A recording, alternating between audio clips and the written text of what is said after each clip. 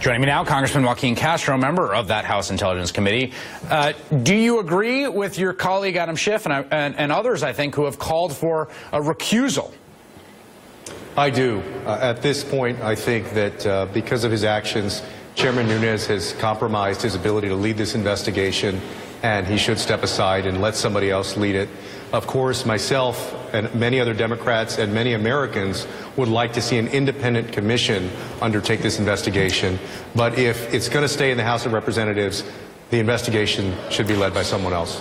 Chuck Schumer went a step further. He called for Paul Ryan to remove Nunes from the chairmanship of the committee altogether.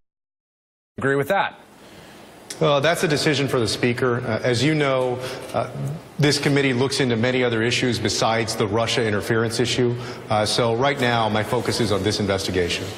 Okay. I just have to say that people are watching this, and this looks like, and maybe I'm wrong and maybe others are wrong, a preposterous farce.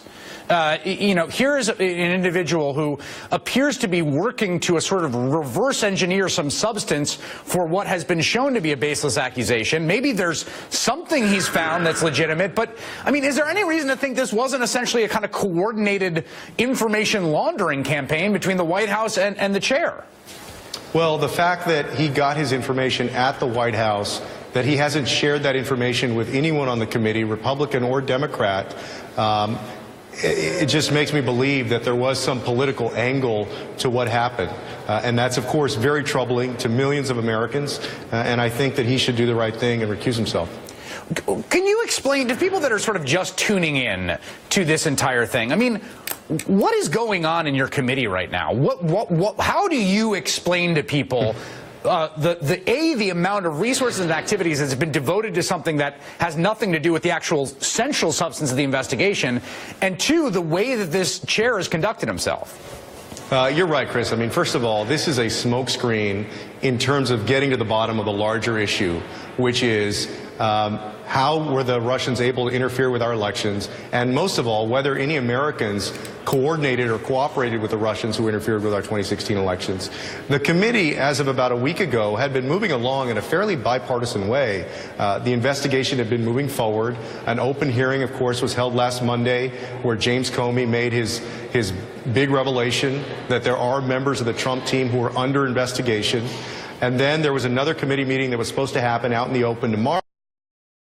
That got canceled, and Devin went over to the White House and did what he did, and now we've got another committee meeting that's been canceled for later in the week. So if you ask me the question, what's going on with the investigation now, I think it's compromised. Is the chair blowing this up? I mean, there are people who speculate the following, and I'd like your response. That Nunes is essentially taking steps to blow up this investigation because he is scared that it will find things that will expose the White House. I mean, you know, some people may ascribe that level of deviousness to him. I'm going to hold off going that far for now. But I will say that whatever the case is, this investigation is going to get done one way or another. We are going to get to the bottom of whether anybody on the Trump team conspired with the Russians who interfered with the 2016 election.